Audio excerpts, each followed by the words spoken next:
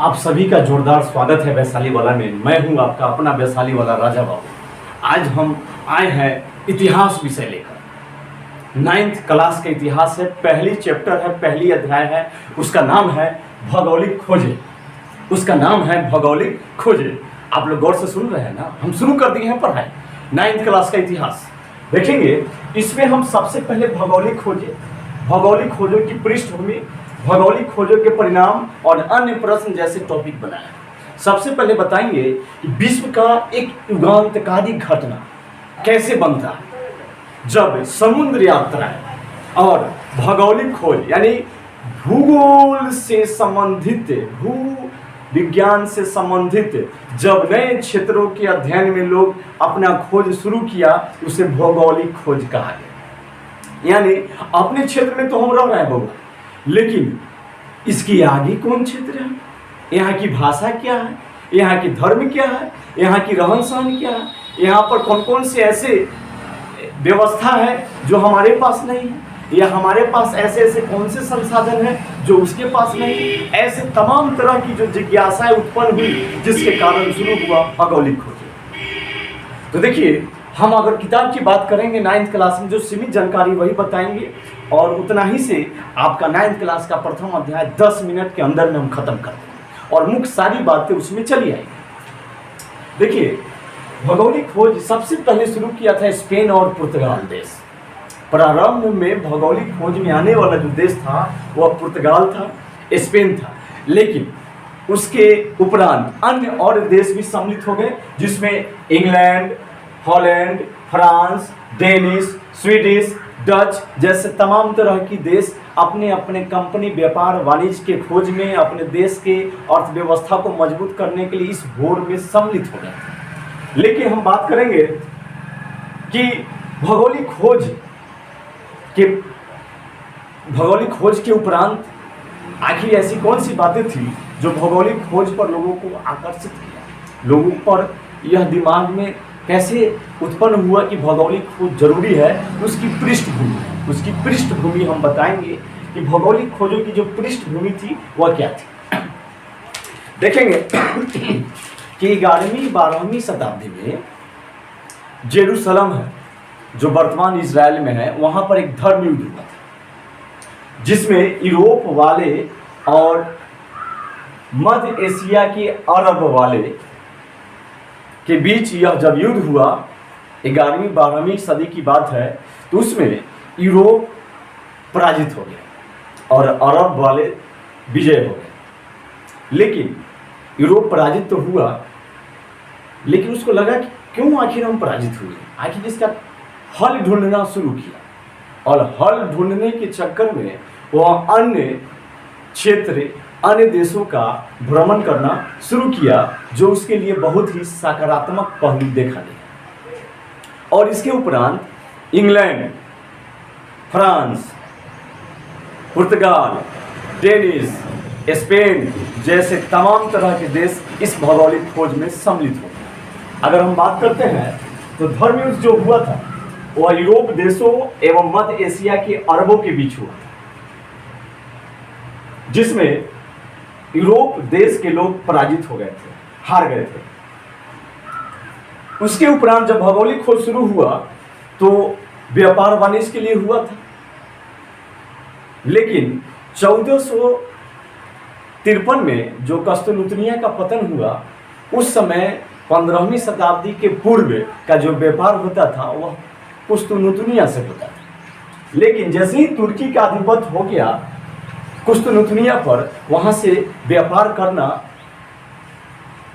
Europe वालों के लिए बहुत ही कठिन हुआ, क्योंकि इसका कारण था कि वे कर, टैक्स, तरह तरह के बेगाना, बेफिजूल अपने दबाव से, अपने ताकत से वसूलना वहाँ क्या किए, शुरू किए।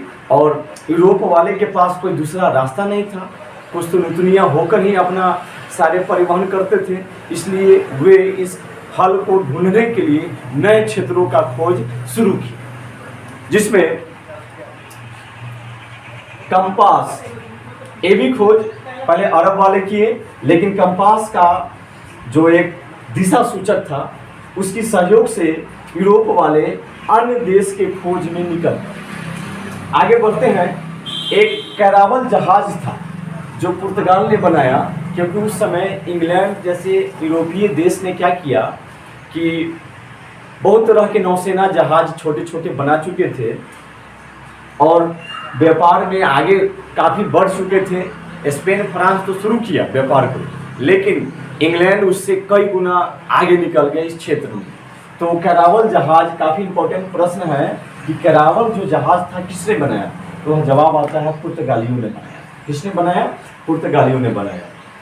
उसके बाद कंपास का खोज यूरोप वाले जो किए वह किससे सीखा, तो वह अरब से सीखा। किससे सीखा? अरब से सीखा। उत्तमाशा अंतरिक्ष का खोज 1488 में बार्थोलोमियो डियाज ने किया था।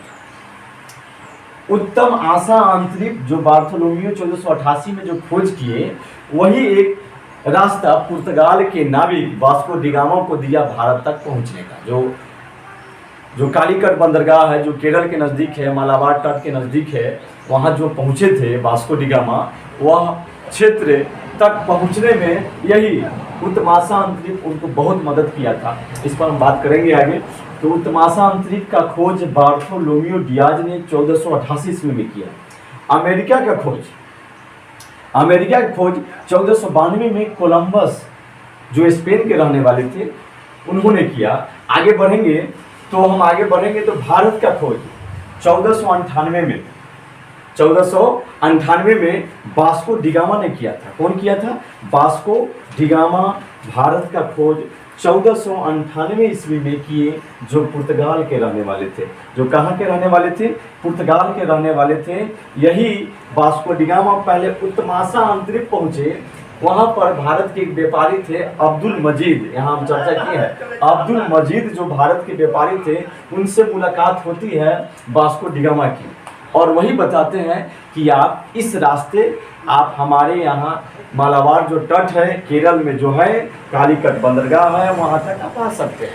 उन्हीं के दिशा निर्देश में 1498 ईस्वी में वास्को डी गामा भारत के कालीकट बंदरगाह पहुँच गए, जहाँ पर उनका भव्य स्वागत वहाँ के राजा जेमोरिन ने किया था। कौन किया था? जेमोरिन। यहाँ लिखे हैं जेमोरिन केरल के कालीकट का क्या था? राजा था, जो वास्को डी गामा का भरपूर स्वागत किया। बहुत शानदार भारतीय सभ्यता संस्कृति में उनको अतिथि का सत्कार किया गया। अब जो भारत से जो खरीद किए थे, उसमें उन्होंने गरम मसाले की खरीद किए थे वास्को डी गामा पहली बार जब भारत पहुंचे, और गरम मसाला जब खरीद कर अपने देश लौटे तो वहाँ इससे बेचकर 26 गुना मुनाफा कमाया। कितना गुना? 26 गुना मुनाफा कमाए। कौन कमाए? Vasco D gamma. कहाँ के? पुर्तगाल के। कहाँ से ले गए? तो भारत से ले गए। क्या ले गए? गरम मसाला। और उससे उन्होंने जो मुनाफा कमाया वह 26 गुना था। कितना गुना था? 26 गुना। उसके आगे बढ़ते हैं तो मुख्य बातें हैं। मैगलन जो 1519 में एक जहाज से पूरी दुनिया का चक्कर लगाया, जिससे यह तय हो गया कि सभी समुद्र एक दूसरे समुद्र से जुड़े हुए हैं। बहुत तरह की भ्रांतियां थी भौगोलिक खोजों से पहले लोग कहते थे कि समुद्र चपटी है, समुद्र के उस छोर पर जाएंगे तो गिर जाएंगे, अनंत सागर में चले जाएंगे, जहाँ से हम लौट कर नहीं आएंगे। तमाम तरह की भ्रांतियां था। और पृथ्वी क्या है? चपटी है। पृथ्वी के उस छोर कोई छोर ही नहीं है, उस छोर जाएंगे तो हम मर जाएंगे, गिर जाएंगे। तमाम तरह की बातें थी, जिससे कुछ अन्य देश इस भ्रांतियों के डर से भौगोलिक खोज में सम्मिलित नहीं हुए, लेकिन स्पेन और पुर्तगाल इस सबसे दूर होते हुए इस खोज में आगे आए, और जिसका नतीजा है कि वे भौगोलिक खोज में सबसे अधिक चर्चित हैं। उन दोनों देशों का नाम तो मैगलन जो 1519 में पूरी दुनिया का चक्कर जहाज से लगाए। उसके बाद कैप्टन को ऑस्ट्रेलिया न्यूजीलैंड का खोज किया। कैप्टन को ऑस्ट्रेलिया और न्यूजीलैंड का खोज किया। सर जॉन और सेबास्टिन ने न्यू फाउंडलैंड का पता लगाया। आपसे पूछेगा न्यू फाउंडलैंड का पता किसने लगाया? तो सर जॉन और सेबास्टिन। किसने लगाया? सर जॉन और सेबास्टियन। इतनी मुख्य बातें के बाद हम अगले टॉपिक में चलते हैं। भौगोलिक खोजों के जो परिणाम है उस पर हम प्रवेश करते हैं। तो इसमें समझ में आ गया, मुख्य बातें हम बताएं। भौगोलिक खोजों में जब आगे बढ़ते हैं, देखिए भौगोलिक खोज बहुत ही दूरगामी खोज था, जिससे क्या हुआ कि नए देश का पता चला, नए सभ्यता का पता चला। इससे जो विलग दुनिया था, उस विलग दुनिया को एक दूसरे दुनिया के संपर्क में स्थापना हुआ, एक दूसरे से जुड़ गए, धर्म, सभ्यता, संस्कृति का प्रचार प्रसार हुआ। ऐसी तमाम भौगोलिक खोजे के परिणाम स्वरूप देखा गया। फिर से ध्यान दीजिए, हम जो पढ़ा रहे हैं भौगोलिक खोजों के परिणाम की, यानी भौगोलिक खोज के उपरांत ऐसे कौन कौन से परिवर्तन आए, कौन कौन से प्रभाव पड़े, इसके बारे में बात करेंगे। पहली जो व्यापार वाणिज्य पर जो प्रभाव पड़ा उसके बारे में बता रहे हैं कि भौगोलिक खोज के उपरांत एक देश अन्य देश के खोज के उपरांत क्या हुआ कि यूरोप का जो व्यापार था, उसका जो प्रचार था, प्रसार था, वह काफ़ी तेज गति से आगे बढ़ा, जिसका नतीजा यह निकल के आया यूरोप का व्यापार काफ़ी ऊपर चला गया, उत्कर्ष पर चला गया, और अन्य तरह के जो अर्थव्यवस्थाएं थे उसमें भी कुछ विकास हुआ, जैसे मुद्रा का विकास हुआ, ऋण साख पत्र का विकास हुआ। साथ ही उससे पहले जो व्यापार होते थे वह भूमध्य सागर और बाल्टिक सागर से होते थे, लेकिन भौगोलिक खोज के उपरांत यह प्रशांत महासागर, आंतरिक महासागर तथा अन्य हिंद महासागर से होना क्या हुआ था, शुरू हो गया। अब है औपनिवेशिक साम्राज्यों का विकास। भौगोलिक खोज के उपरांत एक देश अपने से कमजोर देश पर साम्राज्यवादी स्थापना के अनुसार उसे अपना उपनिवेश बना लिए और उनका शोषण करना क्या किए, शुरू कर दिए। और शोषण के उपरांत जो उपनिवेशिक देश थे उनका शोषण किया जाता और उससे अपने व्यापार को यूरोप वाले के जितने भी देश थे अपने व्यापार को काफ़ी आगे बढ़ाएं और काफ़ी मुनाफा भी कमाया। उसके बाद वाणिज्यवाद का विकास, यानी भौगोलिक खोजों के उपरांत वाणिज्य का प्रसार हुआ, व्यापार का प्रसार हुआ और पूंजीवाद का जन्म हुआ, तरह की बहुत वाणिज्यवाद का विकास हुआ।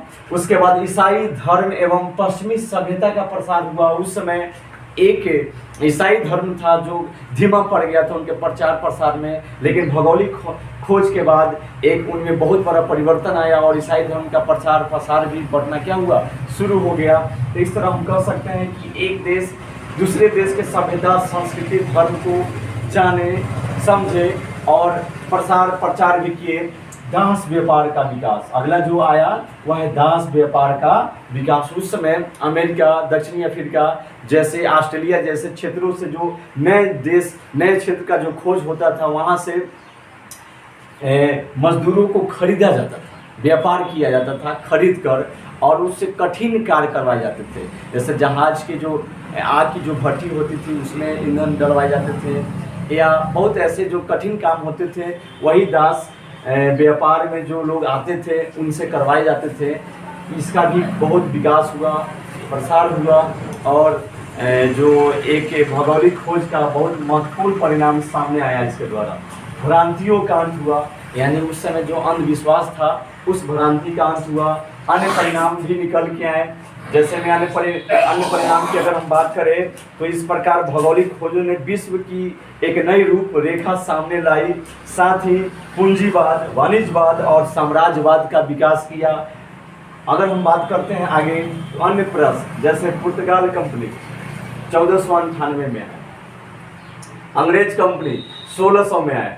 ये हम जो बात बता रहे हैं यह भारत में आने वाली कंपनियों का क्रम है कि भारत में जो आने वाली कंपनी थी उसमें सबसे पहले जो कंपनी आई पुर्तगाल कंपनी थी जो 1498 में आया। अंग्रेज कंपनी थी जो 1600 ईस्वी में आया।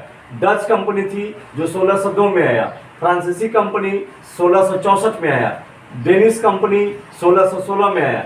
स्वीडिश कंपनी 1731 में आया। यह जो कंपनी है भारत में कब आया, इसका हम क्या किए, रूपरेखा आपको बताएं।